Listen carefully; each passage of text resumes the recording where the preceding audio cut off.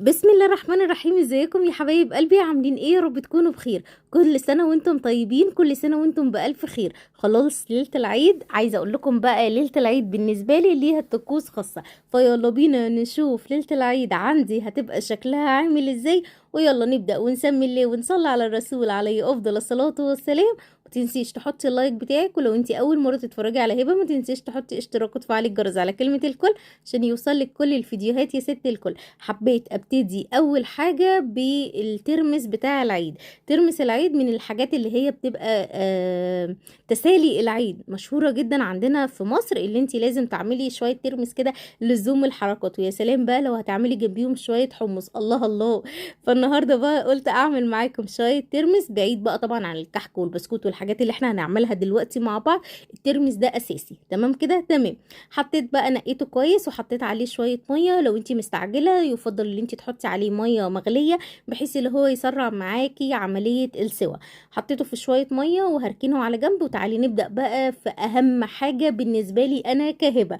ايه هي اهم حاجه بالنسبه لك يا هبه؟ القراقيش. قراقيش العيد يا جماعه من الحاجات اللي هي انا ممكن استغنى عن الكحك والبسكوت، لكن ما اقدرش استغنى عن قرقوشه كده جوه كوبايه اللبن الصبح بعد صلاه العيد. فالنهارده بقى هنعملها مع بعض بس بطريقة حلوة جدا وسهلة، وتقدري تقومي تنفذيها دلوقتي حالا حتى لو احنا بالليل متأخر في ليلة العيد. عايزة اقولك من حلاوتها بجد الريحة جبارة والطعم حكاية. اول حاجة بقى طبعا من امبارح بالليل انا فرمت في الكبة بتاعة الخلاط، فرمت معلقة من اليانسون على الشمر. فرمتهم ناعم جدا، مش عايزة تفرميهم براحتك خالص، بس انا حبيت ان هم يكونوا مفرومين يبقى الريحة موجودة لكن شكلهم مش باين عشان الولاد مش بيحبوا شكلهم جوه القرقوش. تمام كده تمام. اول حاجه بقى حطيتها في الطبق هي معلقتين كبار من السمسم. والسمسم هنا ليكي حريه الاختيار، حابه تزودي او تقللي براحتك خالص. انا حطيت معلقتين كبار من السمسم المحمر، وكمان حطيت معلقة صغيرة من ريحة الكحك، وحطيت معلقة من الشمر على اليانسون الناعم. حطيت كمان بمعدل نص معلقة من البيكنج باودر، وهحط معلقتين من السكر البودر. تمام كده تمام. طبعا لو ما فيش سكر بودر يبقى تحطي سكر عادي من اللي احنا بنستخدمه عادي للشاي. بس انا قلت بما ان يعني السكر البودر موجود انا بحبه احطه في بعض الوصفات، فما فيش داعي ان احنا ايه نستغنى عنه او نحطه براحتك خالص. لو موجود حطيه، لو مش موجود استخدمي السكر العادي. هنا بقى حضرت معايا الكوبايه، والكوبايه هنا اللي انا هعاير بيها الكوبايه اللي موجوده في اي بيت. لو انتي مش عندك الكوبايه دي يبقى وحدي الكوبايه اللي انتي هتعايري بيها اللي موجوده عندك. تمام كده تمام. انا هعمل نص كيلو بس من القراقيش، فنص كيلو بتحتاج كوبايه من السمنة على الزيت او الزيت بس او السمنة بس، براحتك خالص. انا هنا حطيت كوباية فيها ايه بقى، فيها نص سمنة ونص زيت. كوباية من الدهون، وكوباية كمان من السوائل. السوائل اللي هي يعتبر المية، تقدري تستبدليها باللبن، بس انا فضلت اللي هي تبقى مية علشان خاطر لو قعدت شوية ما تبص بسرعة. المية بتطول عمر الحاجة اكتر شوية. تمام كده تمام. حطيت بقى معلقة من السكر البودر، وحطيت معلقة من الخميرة. هقلبهم مع بعض كويس جدا واتأكد تماما ان السكر والخميرة دابت معايا. هكمل بقية الكوباية مية، وكده بقى معايا كوباية للسوائل وكوباية اللي هي المادة الدهنية، سواء سمنة على زيت او زيت بس او سمنة بس. بس انا بحب اعمل ميكس ما بين الاتنين، بتخلي القروشة طالعة مقرمشة وطعمها حلو كده ومن جوه مفرغة. بصي السمنة انا حاطة سمنة بلدي، تقدري تستخدمي سمنة نباتي لو انت حابة، بس السمنة البلدي ادتني ريحة كده وطعم حكاية. كملت بقية الكوباية بتاعتي مية زي ما انت شايفة كده. يبقى نص كيلو الدقيق بنستخدم له كوبايه من السوائل وكوبايه من الدهون. تمام. وشويه بقى الحاجات اللي انا لسه قايله لك عليهم دول. نص كيلو الدقيق يعني 4 كوبايات من المج الشاي العادي. لو انت بقى هتعملي كيلو من الدقيق يبقى هتحطي عليه كوبايتين من كوبايه سمنه، كوبايه زيت، كوبايتين من الميه، او كوبايتين من الحليب. انا طبعا هستخدم العجان فهيسهل عليا كده واخلص بسرعة. ده الدقيق اللي انا هستخدمه دقيق الزعيم، بجد حلو جدا وسعره حلو، مش اسعار اوفر ولا اي حاجة، وبيديني نتيجة حلوة قوي. كمان حابة ان انا اعمل لكم في العيد شوية مخبوزات كده ليها علاقة بالولاد، برضو هستخدمه ان شاء الله باذن الله ان حيانا ربنا. عايزه اقول لكم بقى حطيت 4 كوبايات، يعني حطيت نص كيلو دقيق بالويم كده، وهو بسم الله ما شاء الله طلع نص بالظبط. هنزل بقى برشه ملح بسيطه، وانزل بالسمسم والبيكنج باودر وال ريحة الكحك دي اختياري، لو انتي مش حابة تحطيها ممكن تستبعديها خالص من الوصفة، ممكن تستبدليها بكيس من الفانيليا، وممكن ما تحطيش خالص يعني براحتك. بس انا حبيت اعلي الجودة شوية واحط ريحة الكحك كده في القرص وتبقى طعمها حلو. اي نعم انا مش هعمل قرص، هعمل قراقيش، بس عارفين اللي هو ايه، انا عايزة اوصل للريحة بتاعت زمان، ريحة امهاتنا، ريحة اجدادنا، الريحة اللي انت كنت بتشميها كده اول ما تصحي من النوم او بالليل كده وهم قاعدين بيخبزوا او بيعجنوا. عارفين الريحة دي؟ انا وصلت لها النهاردة يا جماعة والله. بص انا حطيت الاول المواد الجافة كلها مع بعضيها، اديتها تقليبة، وبعد كده نزلت بالايه بالنص زيت ونص سمنة. هبس بقى العجينة كويس جدا. واهم حاجة في النواعم بتاعة العيد او المخبوزات اللي احنا بنعملها هي البس. طول ما انتي بتبسي العجينة بتاعتك كويس جدا وبتخدميها كويس جدا، طول ما هي في النهاية هتطلع ممتازة وهتديكي النتيجة اللي انتي عايزاها. تمام كده؟ تمام. هحاول كده انزل الجوانب علشان خاطر اتأكد ان كل الدقيق وصله السمنة وبقى ناعم معايا. السمنة غلفت كده الدقيق وخليته بقى عامل زي الرملة المبلولة كده. صليتي على الرسول؟ طب يلا صلي على الرسول عليه افضل الصلاة والسلام، وقولي لي ايه اكتر حاجة بتحبي تعمليها ليلة العيد ومتعودة اللي انت بتعمليها كل سنة وما تقدريش تغيريها ابدا. طبعا ما عدا حاجة واحدة هبقول لكم عليها في النهاية يعني. بصوا كده، انا حطيت هنا المية اللي عليها الخميرة، هي كوباية واحدة على 4 كوبايات من الدقيق. تمام كده؟ اللي هو نص كيلو من الدقيق. حطيت كده كوباية اللي حاجات بسيطة، وهعجن واشوف النتيجة عاملة ازاي. لو احتجت ليهم هحطهم، ما احتجتهمش مش هحطهم. تمام كده؟ بس انا احتجت لهم لان انا عارفة ال4 كوبايات يعني كوباية واحدة من السوائل. طبعا لو عايزه تعلي بقى القيمه الغذائيه كده بتاعتها وتخليها حلوه تقدري تستخدمي لبن، بس انا فضلت الميه علشان خاطر تطول معايا عمر القرقوشه. يعني لو عامله مثلا 2 كيلو، عامله 3 كيلو، الميه يفضل هي احسن حاجه. هنا مسكت العجينه لقيتها هي ناعمه معايا بس بتشد لسه. عارفين اللي هي العجينه قاسيه شويه، مش فيها عرق، لا، تحسيها اللي هي قاسيه شويه. فكملت بقيه الكوبايه واديتها عجنه كده بسيطه بس كده خلاص. اتعجنت معايا، بقت ناعمه ولينه وبسيطه جدا زي ما انت شايفاه كده. الله الله على الجمال. عايزه اقول لكم الريحه رهيبه. انا خدت العجينه ديت زي ما هي كده ودخلت على الولاد حسستهم كده اللي هم ايه، لازم اشممهم ريحة العجينة، لازم اشممهم الحاجات اللي احنا كلنا اتربينا عليها زمان. في عادات وتقاليد كده كلنا اتربينا عليها زمان. حتى لو انت ساكنة فين انت اتربيتي عليها، ما تقدريش تنكري اللي الحاجات دي ما حصلت لكيش وانت صغيرة. بصي ريحه العجينه رهيبه، ريحتها حلوه جدا. مكة واقفه جنبي بتقولي عايزه اشم زي ما انت شميتي يا ماما، فشممتها بصراحه. وجات لي الفكره من هنا اللي انا ادخل للبقيه للولاد يعني واشممهم ريحه العجينه، اشممهم قد ايه الريحه دي ما نقدرش ننساها من مناخيرنا. عارفين الاحساس دوت؟ اكيد انتوا حاسيني انا يعني مش اوفر والله ولا اي حاجه، بس انا عايزه اوصل لهم الاحساس ديت. الاحساس دي او الحاجات دي يا جماعه بتبقى محفوره في مخ العيل زي ما هي محفوره في دماغنا. فحاجات جميله جدا. سبت العجينه تريح كده لمده ربع ساعه، ما كملتش على ربع ساعه، كان عندي شويه غسيل دخلت غسلته، و يعني شويه طرح يعني غسلتها على ايديا ودخلت نشرتهم. كان في شويه غسيل في الغساله طلعتهم نشرتهم ورجعت لها تاني بالشكل دوت كده. هبدأ بقى ان انا اقرصها. هقسم العجينة على 4. لو انت عاملة كمية كبيرة اقسميها على اكتر من كده. تمام كده؟ تمام.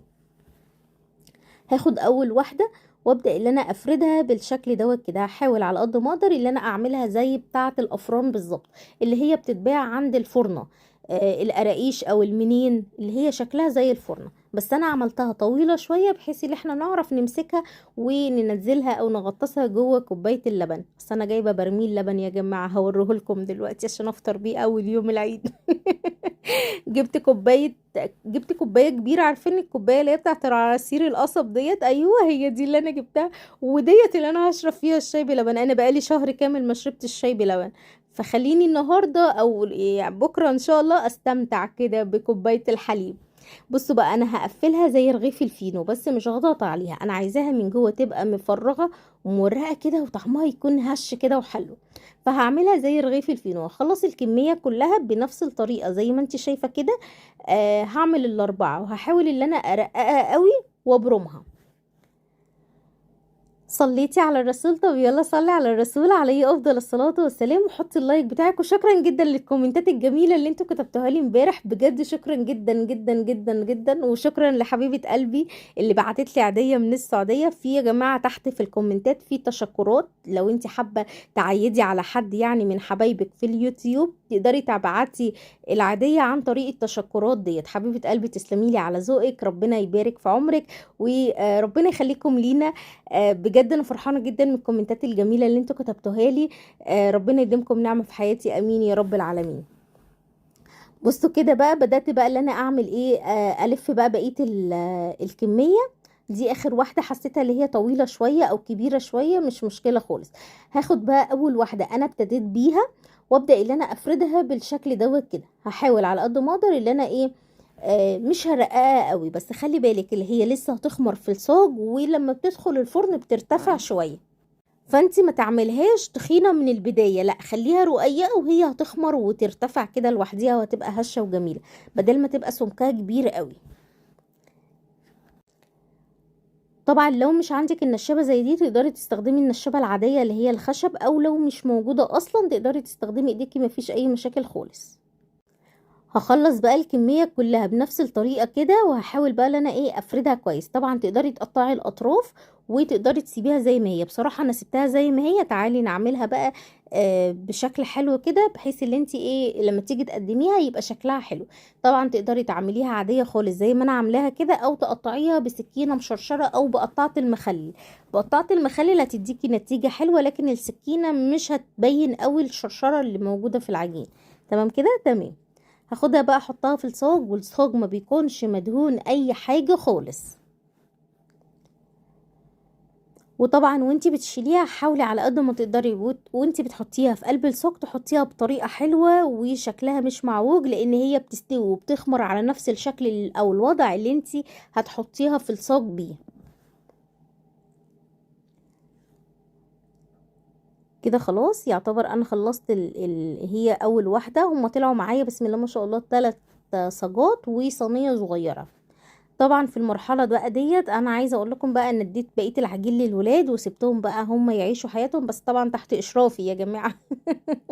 هعمل ديت كمان وهديهم بقى بقيه العجين كده. الاتنين دول هم يعملوا الاشكال اللي هم عايزينها، مش الاشكال اللي هم عايزينها، انا حابه ان انا اخليهم يشاركوا معايا في كل حاجه. فاكرين زمان لما كنا بنقعد نعمل كحك العيد والرسومات والكلام الحلوة دي؟ فانا خليتهم السنة دي والسنة اللي فاتت يعملوا معايا نفس اللي احنا كنا بنعمله زمان. فخليتهم برضو هم يعملوا القراقيش بتاعة العيد، وكمان عملوا معايا كحك. عايزة اقول لكم مطلعين شوية كحك زي العسل والله العظيم. اي نعم انا اللي عاملة العجينة، بس عارفين اللي هو ايه، هم بينسبوا النتيجة ليهم. تعالي اوريكي الصاج بقى كده بعد ما خلص معايا. ده كده نفس الصاج الاولاني. هبدأ بقى ان انا ارص فيه بقية الكمية بالشكل دوت. وانتي بترصيها حاولي على قد ما تقدري ترصيها بنفس الوضع بتاعها، عشان خاطر لما تستوي ما تطلعش معاكي معوجة ولا اي حاجة. الارتفاع اللي انا عاملاه دوت ارتفاع حلو جدا، لسه هتخمر وهترتفع كمان شوية، يعني هتلاقيها سميكة شوية. كده خلاص خلصت الكمية كلها. هدي بقى بقية الحاجة للولاد يكملوها بره، وتعالى اوريكي النتيجة في الاخر بقى شكلها عامل ازاي. ده الصاج اللي انا عملته. بصي سبته بقى طبعا خمر شوية، هنا كان مرحلة الخمر بتاعه بدأت اللي هي تشتغل. ده اللي الولاد عملوه. اي نعم تحس اللي هو ايه مش زي بعضه كله، بس كتر الف خيرهم يعني. ده كده الصاج اللي هو التالت. في بقى صينية صغيرة مكة بقى ايه بالها طويل شوية، فتقعد براحتها تعمل اللي هي عايزاه. في النهاية خالص هوريه لكم. هسيب بقى الكلام ده كله يخمر شوية، وهغطيه كده بفوطة لمدة ربع ساعة، وبعد كده هسخن الفرن وادخله على الفرن. دي الصينيه بتاعت موكا، عملت ورده وعملت قرصه وعملت كمان قراقيش كده صغيره، بس حسيت القراقيش بعيده قوي فقربتها كده شويه بحيث اللي هي ايه ما تتحرقش معايا في الفرن. الصينيه دي هتدخل اخر واحده كده خلاص. تعالي بقى اوريكم حاجه حلوه جدا عملتها انا وموكا امبارح، بس حبيت ان انا ادخلها معاكم في الروتين بتاع النهارده. حبينا نعمل اللي هي توزيعات العيد بطريقه مختلفه وجديده. بشوف كتير قوي على النت اللي هم جايبين رسومات وحاجات، انا بصراحه ما عرفتش بتتباع فين ولا بتتباع ولا بتتعمل فين، فحبيت ان انا ابتكر حاجه من موجوده عندي من البيت. طب انتي ابتكرتي ايه او عملتي ايه؟ جبت عصيان الشيش تاووك عادي خالص. كراريس الولاد القديمة بيبقى مرسوم عليها بعض الرسومات الكرتونية، تمام. جبت الجلدة اللي هي بتاعت الكراسة وبدأت اللي انا اقصقصها بالرسمة اللي موجودة، زي مثلا رسمة الدرة اللي انتوا شايفينها دي كده، دي كانت على كراسة عادية خالص. بدأت اللي انا اقصقصها الزقها فيها من ورا كده بالشمع اللزق، واحط بقى بونبوني، فتحت فتحة صغيرة في الورقة علشان خاطر اعلق فيها البالونه، لان البالونه لو لزقتيها بالشمع اللزق مش هينفع تنفخيها تاني، ففضلت اللي هي تبقى متعلقه كده. قلت اشغل دماغي يعني يا جماعه. تعالوا اوريكم الشكل في النهايه عامل ازاي. بصراحه انا مشوفتش حد عامل الشيش تاووك دي خالص، عصيان الشيش تاووك ديت. بشوفهم عاملين اللي هو الغطا الكوبايه ولازقين عليها بقى الرسومات اللي هم عاملينها، فانا قلت اشغل دماغي شويه. جبت كمان ال10 جنيه وبدأت بقى اللي انا الف عليها الورقة دي. طبعا انا عايزة اقول لكم انا ضغط عشان اجيب اي حاجة تتلزق على 10 جنيه. كان بيبقى عندي اللي هو الحاجات بتاعة الحلويات اللي يعني لو انت جايبة تورتايه من بره بيبقى مقفلها لك كده بشريطة. انا برمي الحاجات دي مش بخليها خالص. فبالصدفة كده كنت معلقة زينة رمضان ولقيت الحبل دوت موجود فيها، فرحت خدته لفيته على ال10 جنيه ولزقتها علشان خاطر بس برضو الفلوس ما تتلزقش بالشمع اللزق وبعد كده ترجع تتقطع. البالونة علقتها بالشكل ده، عملت فيونكة في شعري درة. شكلها حلو بصراحة كأنها مركبة توكة، ولزقت بقى 2 بونبوني بالطريقة ديت كده. عايزة اقول لكم فرحت جدا بيهم، واشكال حلوة تقدري تفرحي ولادك برضو بحاجة بسيطة كده، او تخليهم اللي هم يعملوها لنفسهم. بس خلي بالك عشان الشمع اللزق بيلسع جامد يعني. كل سنة وانتم طيبين، كل سنة وانتم بألف خير، ربنا يعود علينا الأيام بخير، أمين يا رب العالمين. عيدية بسيطة كده بس عارفين اللي هو فيها إحساس البهجة والروح الحلوة. هنا بقى كان الترمس خلاص اتنقع معايا وبقى كده تمام. طبعا انا غيرت عليه الميه في وقت النقع بتاعه اكتر من 3 4 مرات، مع ان الترمس اللي انا جايباه ده ترمس حلو مش ترمس مر، تمام. ترمس الحلو اللي هو السريع بيستوي بسرعه، اما الترمس المر مره جبته كده من حوالي مثلا 10 سنين ولا حاجه، وقعدت انقع فيه واشيل فيه، قعد عقبال ما العيد خلص كان المرارة راحت من عنده، كان بعد العيد. هنا خلاص صفيته من المية بتاعته. طبعا مع اني كنت شاطفه الميه بس صفيته برضو من الميه، خدته تحت الحنفيه، مليت الحله ميه ورفعته على النار. انا عندي الحله دي مقاس 26، فكان الترمس هيكون مستريح فيها اكتر يعني ويستوي على مهله. مش بغطي الحله، بسيبها كده مواربه عشان ما يفرش معايا، ولو طلع اي ريم او اي حاجه بتقدري اللي انتي تشيليها علشان خاطر ما يخليش طعم الترمس مش حلو. نزلت بقى عشان اشتري زكاة عيد الفطر، كل سنة وانتم طيبين، من السوبر ماركت. اسكت لا مسكتش، لقيت ايه؟ لقيت البولات الجميلة ديت موجودة في السوبر ماركت اللي هو سيبيكو، سوبر ماركت سيبيكو. بصراحة الأسعار عنده كويسة، وحبيت ان انا اجيب حبوب المرة دي، فربنا وفقني الحمد لله. ربنا يجازيكم كل خير، امين يا رب العالمين، ويرضيكم ويرزقكم من وسع، امين يا رب. لقيت بقى الايه البولتين دول حلوين قوي، سعر البولة تقريبا انا مش فاكرة قوي، تقريبا 20 21 حاجة زي كده. ولقيت الكوباية القمر دي، اسكت لا مسكتش، هي الكوباية دي اللي انا هعمل فيها الشاي بلبن. فقلت بس انت جيتي في ميعادك. جبت بقى البولتين دول عشان كنت محتاجاهم ومحتاجة المقاس الاكبر. من ساعة ما نقلت البيت هنا وانا بنقل وانا بنقل هنا كل البولات اللي عندي اتكسرت وكل الاطقم الصيني بتاعتي اتكسرت، فالحمد لله ربنا بيعوض. فبحاول كل ما الاقي بولة حلوة وشكلها حلو اروح مشتريها. فلقيت البولتين دول حلوين فرحت جايبهم، الكوبايه القمر دي عشان نعمل فيها احلى شاي بلبن. انا مش دعوه بالبيت، انا جبت لنفسي بس. تعالي بقى ننفخ مع بعض شويه البلالين الحلوه. وجايه لي فكره كده حلوه ولطيفه. هعيد بيها للولاد السنه دي، هعيد بيها عليهم، اللي هي اللي انا احط العيديه جوه البلالين وكل واحد يختار حظه. ايه رايكم؟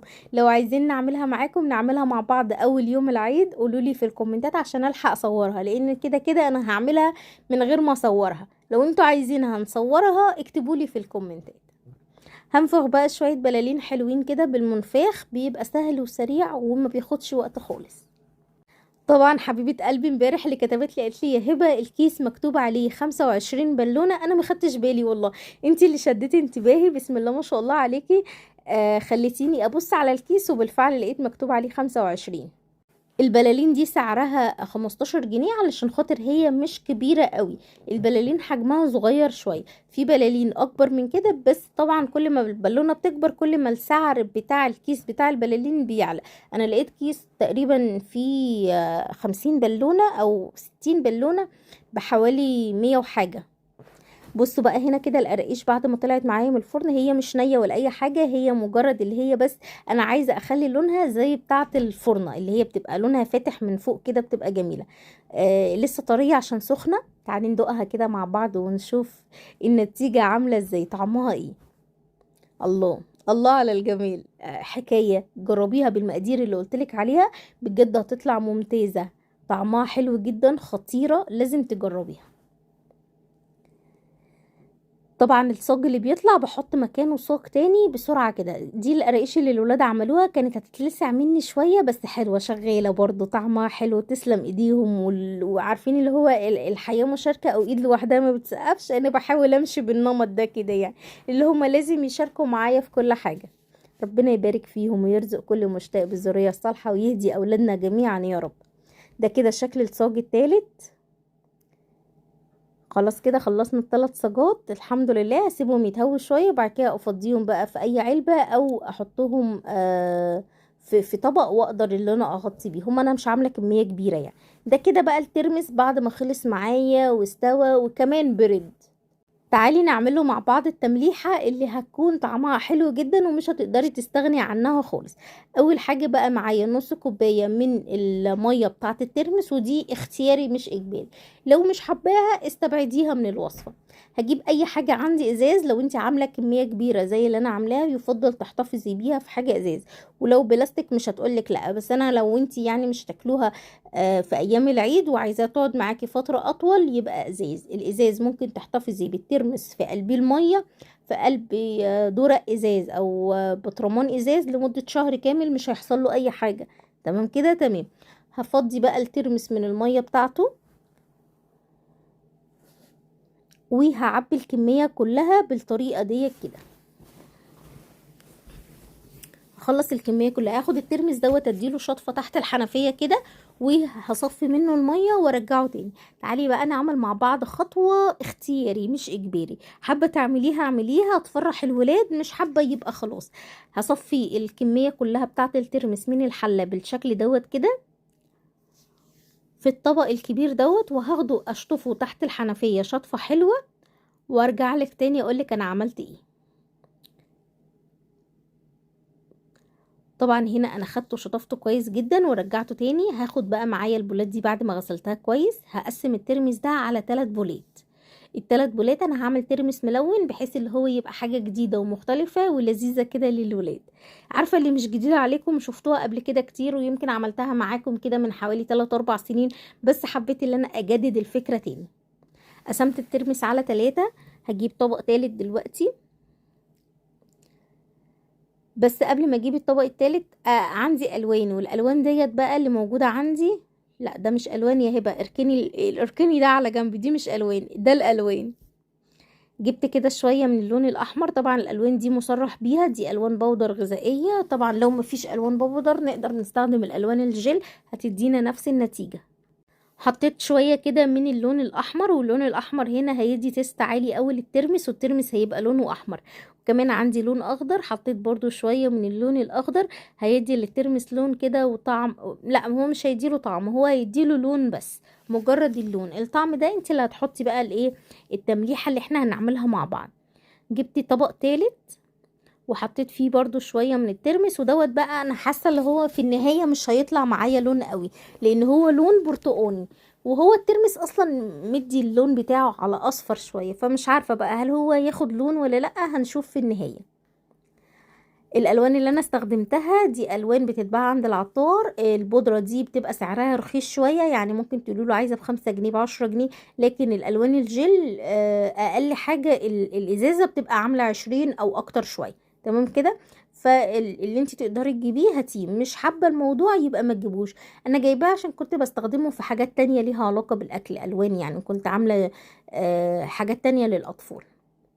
هنا حطيت كوباية المية الكبيرة دي من معدل كوبايتين، حطيت عليها معلقة كبيرة من الملح ونزلتها على كل طبق، كل طبق عملت له المحلول دوت ملح وبس. تمام كده. انا عايزة بس الملح يثبت معايا الالوان وتديني اللون حلو. تعالي نعمل بقى التمليحة اللي هتتحط على الترمس. معلقتين كبار من الملح، وطبعا الملح ده ليك حرية الاختيار فيه، حابة تزودي او تقللي بتاعتك انتي. هحط كده معلقة حلوة من الكمون الناعم، وكمان هحط شوية من البابريكا، بس البابريكا اللي عندي لقيتها حبة صغيرين. لو انت عندك كتير زودي معلقة كبيرة كده عشان تدي لون حلو قوي للمية بتاعة التمليح. هحط شوية شطة عارفين على طرف المعلقة كده، يدوا تست عالي قوي للترمس، بس برضو دي اختياري، لو عندك اطفال صغيرة ما تحطهاش. حطيت نص كوبايه الميه اللي انا شلتها من ميه الترمس اللي لونها اصفر شويه، واحط ليمونه ونص. طبعا الليمون انتوا عارفين اللي هو سعره غالي دلوقتي، فنقلل شويه في الليمون. الليمون سعره 100 جنيه يا جماعه، فنحاول على قد ما نقدر اللي احنا لو شايلين كميه حلوه في الفريزر من الليمون نقتصد في الكميه شويه. حطيت كده زي ما انتوا شايفين ليمونه ونص، والليمونه حجمها كبير، يعني لو انت عندك الليمون صغير شويه تقدري تستخدمي ليمونتين. كده خلاص. هاخد بقى الكلام ده احط عليه شوية مية حلوين كده، واقلب بقى كل ده مع بعض. حابة في المرحلة ديت تحطي المية على الترمس براحتك خالص، اللي هي التمليحة دي. الترمس عايزاه يقعد معاك لمدة شهر في التلاجة، يبقى مية من غير اي اضافات خالص، وتشيليه في قلب التلاجة في بطرمان مقفول.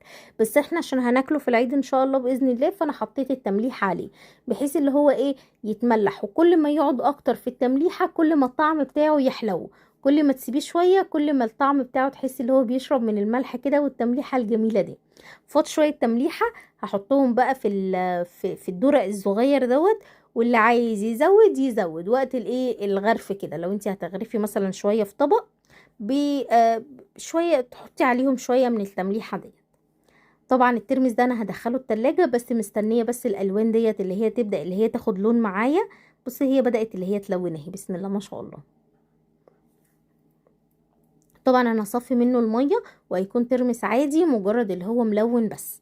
نحط عليه شويه كمون، شويه عصره ليمون، وخلص على كده لان هو متملح. تعالي بقى اهم مرحلة في ليلة العيد هي الاستحمام، فجينا المرحلة ديت اللي انا كنت بقول لكم عليها. هنحضر بقى ترنج الوقفة اللي احنا على طول متعودين عليه، وما نقدرش اصلا نبطله. لبس الوقفة حاجة ولبس العيد حاجة تانية.